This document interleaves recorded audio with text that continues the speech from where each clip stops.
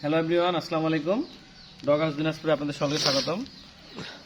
আমাদের একটি ডগকে আজকে 3-4টা ডগ মিলে কামড় দিছে।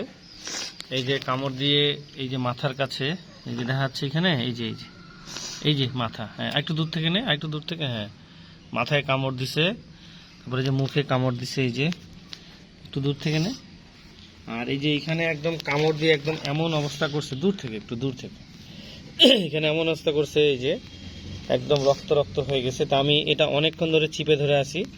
আমি পবিসেপ, ভায়োডিন এগুলো লাগানোর পরেও ঠিক হচ্ছিল না। পরে আমি সিদ্ধান্ত নিলাম যে না, এটা চিপে ধরে থাকতে হবে। প্রায় 1 ঘন্টা চিপে ধরে থাকার পরে রক্তটা বন্ধ হয়েছে। এই যে 1 ঘন্টা হবে না, 45 মিনিট হবে, 40-45 মিনিট। এই যে ওইখানে ওই যে গাছের ওইখানে একদম রক্তটা ভর্তি হয়ে গেছে ওই জায়গাটা। তো এই হচ্ছে ডগ, আমাকে সহ ডগ কিনে। এই যে আমি সহ যে অনেকক্ষণ ধরে চিপে ধরে আছি। আসলে পশু পাখি পালন করাটা বড় না, তাদেরকে যত্ন করা, তাদেরকে ঠিক মতো রাখা, তাদেরকে সুন্দর একটা পরিবেশ দেওয়া, এটা হচ্ছে বড় কথা।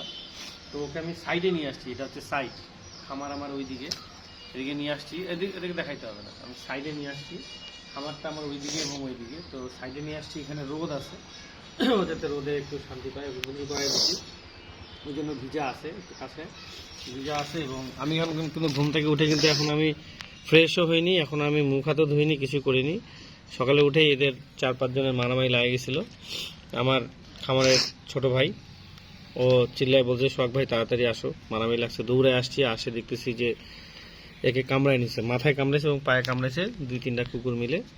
তো এইভাবে করে ওকে খুব মানে অসুস্থ করে দিয়েছে, দুর্বল করে দিয়েছে, 2-3 জায়গায় কামড়াইছে।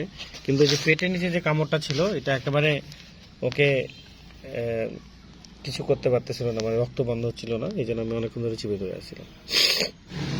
তো সকালে ভালো থাকবেন এবং দোয়া করবেন আমাদের ডগ হাউসের জন্য, আমাদের পশু পাখিগুলোর জন্য। আজকে এখানে শেষ করলাম।